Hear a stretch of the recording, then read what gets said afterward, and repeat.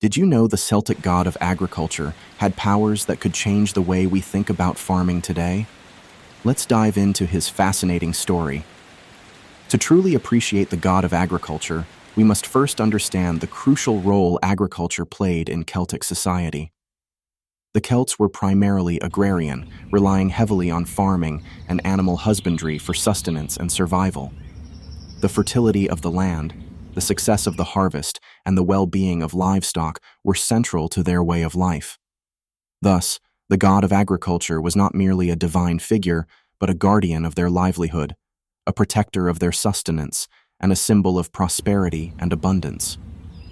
In the vast pantheon of Celtic gods, several deities were associated with agriculture and fertility, but one name stands out prominently: Sucellus.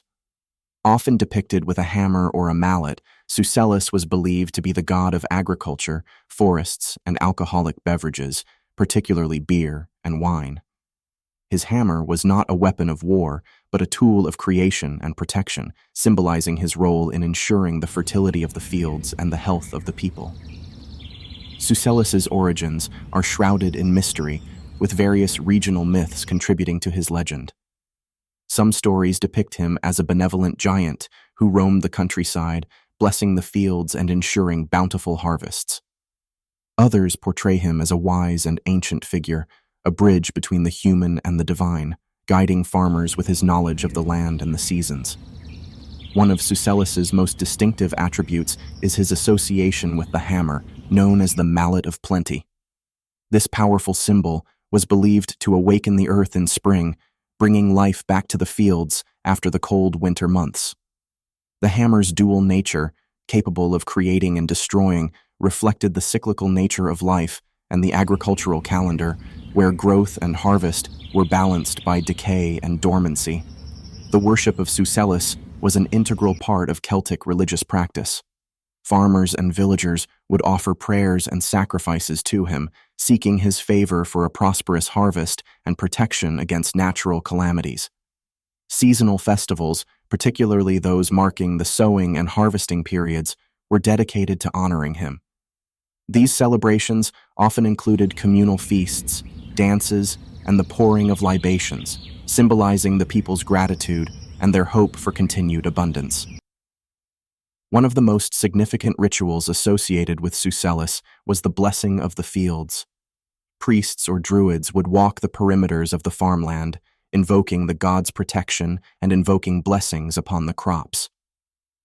This ritual was not only a religious act, but also a community event, reinforcing the collective reliance on divine favor for agricultural success. Sucellus's influence extended beyond agriculture into the broader cultural and spiritual life of the Celts. His connection to the forests underscored the Celts' reverence for nature and their belief in the interconnectedness of all life. The association with alcoholic beverages, particularly beer and wine, highlighted the god's role in social and communal bonding, as these drinks were central to Celtic feasts and celebrations. In exploring the figure of Sucellus, the Celtic god of agriculture, we gain insight into the profound connection between the Celts and their natural environment. Sucellus was not just a deity, but a vital presence in the daily lives of the people, embodying their hopes, fears, and aspirations. His myths and rituals offer a window into a world where the divine and the earthly were deeply intertwined, and where the cycles of nature were revered as sacred. Thank you for joining us on this journey into Celtic mythology. If you enjoyed this exploration, be sure to like, subscribe, and hit the notification bell to stay updated on all our mythological adventures.